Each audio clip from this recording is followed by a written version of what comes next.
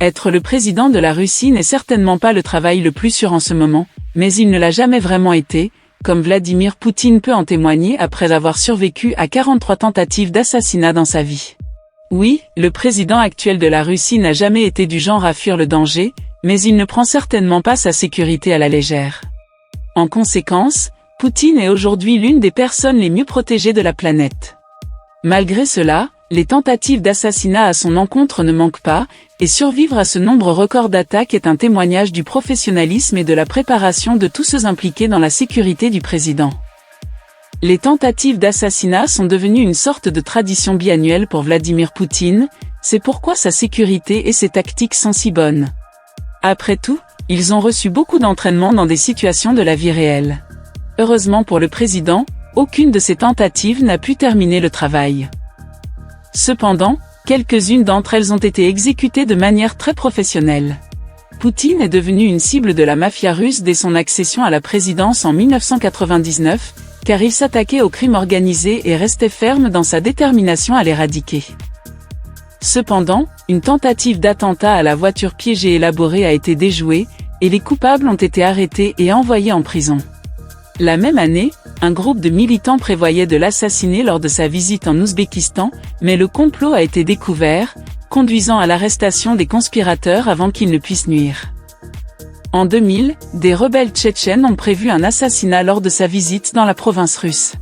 Une bombe télécommandée a été déclenchée près du cortège présidentiel, et le président a survécu à l'attaque, mais plusieurs membres de son personnel de sécurité ont été blessés. En 2002, un complot impliquant de la confiture empoisonnée a été découvert, alors que Poutine devait prendre un petit déjeuner dans un hôtel à Yalta. Cette découverte a permis une intervention rapide et la prévention d'une tentative d'empoisonnement. La même année, lors d'une parade sur la place rouge de Moscou, des tireurs d'élite étaient positionnés pour cibler Poutine. Cependant, le FSO a eu vent de la situation et a rapidement empêché l'exécution du plan. 2002 n'a certainement pas été la meilleure année pour le président russe, car il a survécu à une autre tentative d'assassinat, cette fois en Azerbaïdjan. Un homme irakien ayant des liens avec les forces rebelles tchétchènes avait planifié l'attaque. Cependant, la police azerbaïdjanaise a mis fin aux agissements de l'homme, et il a été condamné à 10 ans de prison. Plus tard la même année, un autre homme a essayé de tuer Poutine avec une explosion. Il prévoyait de conduire le long de l'autoroute adjacente au Kremlin et de faire exploser 40 kilos d'explosifs. Le FSO a eu vent de ce complot et a dévié la limousine présidentielle tout en éliminant la menace. En 2003, Poutine est à nouveau la cible d'un complot d'assassinat, cette fois sur le sol britannique. La police antiterroriste britannique a arrêté 2 hommes qui planifiaient de tuer Poutine lors de sa visite à Londres. Apparemment, les services secrets russes avaient eu vent du complot et avaient informé leurs collègues britanniques. Un an plus tard, les services de sécurité russes ont découvert un complot visant à empoisonner la nourriture de Poutine lors d'une visite à l'étranger. Les détails spécifiques et l'emplacement de l'incident n'ont pas été rendus publics, mais il semble que Poutine est soit immortel, soit que ses goûteurs de nourriture sont à la hauteur de la tâche. Les tentatives d'assassinat ont continué au fil des années, avec une autre grande sensation en 2012. Les autorités ukrainiennes ont arrêté un groupe de personnes qui planifiaient d'assassiner Poutine lors de sa visite dans le pays. La nature exacte du complot et sa mise en œuvre n'ont pas été rendues publiques, mais peu de temps après, le mouvement de Maïdan a commencé. Je laisse le reste aux théoriciens du complot pour spéculer. D'un point de vue extérieur, on pourrait penser que Vladimir Poutine voyage toujours avec un trèfle à 4 feuilles, un pied de lapin et au moins une douzaine d'autres porte-bonheur. Cependant, la chance n'a rien à voir avec la résilience du président face aux tentatives d'assassinat. C'est le travail méticuleux du FSO et de tous ceux associés à la protection de Poutine. Et quand il s'agit d'équipes de sécurité, le service fédéral de protection est sans aucun doute le meilleur au monde. Le FSO est une agence puissante profondément enracinée dans l'histoire du KGB, elle est l'agence de renseignement soviétique renommée. Établi après la dissolution de l'Union soviétique, le FSO a assumé la responsabilité de la protection des hauts fonctionnaires du gouvernement, de la sécurisation des installations gouvernementales essentielles et de la sauvegarde des informations classifiées. Au fil des ans, le FSO a élargi sa sphère d'influence en absorbant diverses autres agences gouvernementales sous sa tutelle. Cette consolidation a accordé au FSO un contrôle significatif sur la distribution du budget russe, lui permettant d'allouer des fonds comme bon lui semble. En conséquence, l'agence détient un pouvoir considérable et elle est connue pour sa capacité à aligner les ressources financières sur ses objectifs. À la tête du FSO se trouve Viktor Zolotov, une figure complexe et controversée. Contrairement à d'autres amis proches de Vladimir Poutine, Zolotov n'est pas milliardaire. Le pauvre homme doit survivre avec seulement 40 millions de dollars, ce qui est un scandale compte tenu de la fréquence à laquelle il doit travailler pour protéger le président. Bien sûr, je plaisante. Curieusement, Zolotov ne possède presque aucun actif dans le monde occidental, ce qui est une chance pour lui, car en 2019, il a été sanctionné en raison de multiples violations graves des droits de l'homme. Cependant, le budget et les dépenses du FSO restent secrètes, bien que des rapports indiquent que l'agence dispose d'un budget annuel substantiel, potentiellement de plusieurs milliards de roubles. De plus, le FSO compte un effectif considérable estimé à environ 50 000 personnes dédiées à la réalisation de ses diverses responsabilités. Le FSO est vraiment une force avec laquelle il faut compter, mais il n'est pas le seul à veiller à la sécurité de Poutine. L'armée privée de Poutine. En tant qu'ancien agent du KGB, Poutine est bien conscient que la plupart des complots visant sa vie viennent de l'intérieur. Par conséquent, le président ne met jamais tous ses œufs dans le même panier, ce qui est particulièrement vrai pour le FSO. En contrepartie du pouvoir croissant de l'agence, Vladimir Poutine peut compter sur une force véritablement redoutable, la Garde nationale. Créée en 2016 par le président lui-même, cette unité compte désormais plus de 340 000 soldats, tous répondant directement à Poutine. L'entretien et le fonctionnement de l'armée privée de Poutine représentent des coûts substantiels pour les contribuables russes. Selon les estimations actuelles, l'entretien annuel de cette vaste force coûte environ 200 milliards de roubles, soit l'équivalent d'environ 2,7 milliards de dollars. Un prix modeste à payer pour éviter toute idée de coup d'État militaire. Cependant, cette force redoutable n'a pas pour mission de prévenir les tentatives d'assassinat ou de sauver la vie du président. Elle est chargée de paraître effrayante et de dissuader tout haut fonctionnaire, qu'il soit militaire ou autre, de penser qu'il peut avoir le dessus avec quelques soldats derrière lui. Même avant son décès, Yevgeny Prigozhin, l'ancien chef de la redoutable PMC Wagner, savait que s'il s'opposait à Poutine, il échouerait et perdrait tout. L'unité qui se place véritablement devant les balles et se mélange à la foule pour protéger le président est le service de sécurité du président. Les gardes du corps de Poutine, le SBP est le service de sécurité du président, qui est une agence spécialisée au sein du FSO chargée de garantir la sécurité et le bien-être du président russe. Il se compose de 4 unités spéciales distinctes et il est renforcé par environ 2500 autres agents. Le SBP est chargé de la garde personnelle du président et de la préservation de sa sécurité. Cette approche en plusieurs couches montre à quel point le président Poutine va loin pour protéger sa position d'autorité et maintenir la stabilité dans le pays. Il n'est donc pas étonnant que les 43 tentatives d'assassinat contre lui aient toutes échoué. La couche la plus interne de la défense de Poutine est constituée de ses gardes du corps personnel.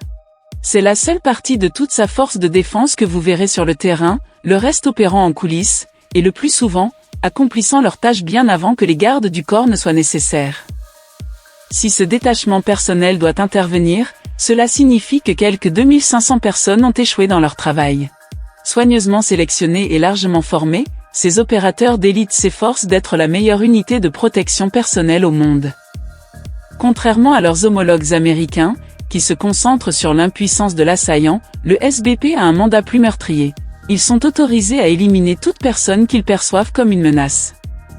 Les anciens policiers sont, dit-on, exclus de ce rôle, car leur formation à l'appréhension pourrait entraver leur volonté d'utiliser la force létale. Au lieu de cela, le SBP s'appuie sur des psychologues opérationnels hautement qualifiés capables de discerner les menaces potentielles en analysant les expressions faciales d'une personne. Les membres du SBP doivent posséder une endurance exceptionnelle et la capacité de supporter des températures extrêmes. Toute manifestation de faiblesse, comme des frissons ou de la transpiration, est considérée comme défavorable, car le président Poutine déteste toute manifestation de vulnérabilité. De plus, ces gardes du corps, surnommés les mousquetaires, doivent subir des exigences physiques strictes. Ils doivent avoir entre 19 et 35 ans, mesurer entre 1,70 et 1,88 mètres, maintenir une silhouette musclée et peser entre 75 et 90 kg. La maîtrise d'au moins 5 langues étrangères et une profonde compréhension de la politique sont également des prérequis pour devenir l'un des gardes de confiance de Poutine.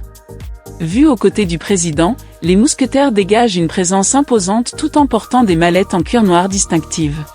Cependant, ces mallettes apparemment ordinaires sont en réalité des boucliers pare-balles de pointe capables de résister à différents calibres de balles. De plus, la défense n'est pas leur seule expertise, car ce sont aussi des combattants hautement entraînés, équipés de pistolets Gurza de 9 mm chargés de balles perforantes d'armure efficaces jusqu'à 50 mètres. Leur arsenal comprend également des parapluies en Kevlar qui servent à la fois de bouclier contre les armes de petit calibre et d'ombrelles fonctionnelles. En plus des mousquetaires, l'appareil de protection comprend d'autres unités travaillant en coulisses. La deuxième unité comprend des gardes secrets dispersés parmi le public, adeptes de l'observation et de la détection des signes de trouble. Ces hommes hautement qualifiés utilisent les expressions faciales, les mouvements et la posture pour discerner les menaces potentielles. Leur capacité de combat demeure secrète, mais leur rôle principal est de recueillir des informations et de coordonner avec d'autres unités pour neutraliser les menaces. La troisième unité comprend des tireurs d'élite, stratégiquement positionnés sur les toits et à l'intérieur des appartements pour assurer une surveillance constante. Le nombre exact de tireurs d'élite demeure secret, mais certains d'entre eux sont placés intentionnellement à des emplacements visibles pour dissuader d'éventuels assaillants. Ces tireurs d'élite possèdent des nerfs d'acier exceptionnels et scrutent méticuleusement tout signe de danger. Pour garantir davantage la sécurité du président, la 4e unité est chargée de sécuriser le périmètre lors des déplacements de Poutine en dehors du Kremlin. Il planifie méticuleusement les itinéraires en évitant les points de congestion potentiels et les zones sujettes à des troubles civils. Cette unité fait face à des complexités supplémentaires lors des voyages à l'étranger, travaillant en étroite collaboration avec les agences de maintien de l'ordre local pour anticiper les menaces potentielles. Il sécurise également les logements du président en effectuant des fouilles minutieuses à la recherche d'explosifs et de dispositifs d'espionnage, scellant les locaux jusqu'à l'arrivée de Poutine. L'unité sélectionne également soigneusement le personnel accompagnant Poutine lors de ses visites à l'étranger pour garantir la sécurité maximale. De plus, les goûteurs de nourriture, élément intégral de l'entourage du président, examinent et goûtent scrupuleusement toute nourriture servie aux leaders russes, maintenant une vigilance maximale contre les tentatives d'empoisonnement. Comme vous pouvez l'imaginer, cette opération entière a un coût, et la plupart des visites de Poutine coûtent des millions de dollars, même s'il n'est à l'étranger que pour une nuit ou deux. Cependant, cela n'est rien en comparaison des mesures draconiennes que Vladimir Poutine prend lorsqu'il voyage à domicile. La limousine de Poutine. Chaque fois que le président voyage à l'intérieur de la Russie, le SBP ne laisse aucune place à l'erreur. Il met en place divers plans pour sécuriser la route du président, et naturellement, le cortège de Poutine joue un rôle vital dans la garantie de la sécurité du président. Cependant, l'appeler simplement un cortège est un euphémisme, car elle ressemble davantage à une véritable parade militaire. Généralement, la limousine présidentielle est accompagnée d'au moins 6 fourgonnettes blindées abritant des unités d'opération spéciales hautement entraînées, lourdement armées de fusils AK-47, de fusils de sniper Dragon, de lance-grenades anti-chars, de systèmes portatifs de missiles antiaériens et probablement de quelques ICBM, c'est-à-dire des missiles balistiques intercontinentaux, pour donner l'impression d'une force encore plus menaçante. L'élément central d'attention va bien sûr à la limousine présidentielle, une impressionnante création russe appelée Horus, qui a l'honneur de protéger l'homme le plus important de Russie. Alors que Poutine a pris des mesures importantes pour limiter sa dépendance à l'égard des produits occidentaux, en 2017 il commande un projet ambitieux pour construire une limousine d'État équivalente à son ancienne Mercedes-Benz S6 Guard Pullman. Pour répondre à toutes les exigences du SBP, plus de 200 millions de dollars a été investi dans la création de cette limousine unique en son genre. Ce bunker mobile est doté d'une protection sans égale. L'Horus Sena peut résister à une pluie de projectiles, y compris des balles de n'importe quel calibre, des tirs de sniper, des mines terrestres, des attaques au gaz chimique et même des assauts de missiles à petite échelle. Équipée de systèmes de communication de pointe, la voiture fonctionne efficacement comme un centre de commandement mobile, même lorsque les stores de ses fenêtres sont complètement fermés. Un système de télévision en circuit fermé ultramoderne offre à l'équipe de sécurité une vue à 360 degrés complète du périmètre environnant, même lorsque les stores de ces fenêtres sont complètement fermés. Une sortie de secours cachée est discrètement positionnée à l'arrière de la voiture, en tant que mesure de sécurité supplémentaire. On peut se demander quelles autres caractéristiques dignes de James Bond cette voiture possède. Finalement, Vladimir Poutine prend très au sérieux sa sécurité, et avec une équipe de protection aussi redoutable, il est clair que la protection du président russe est une affaire sérieuse. N'hésitez pas à vous abonner pour soutenir la chaîne et surtout prenez soin de vous, à très vite.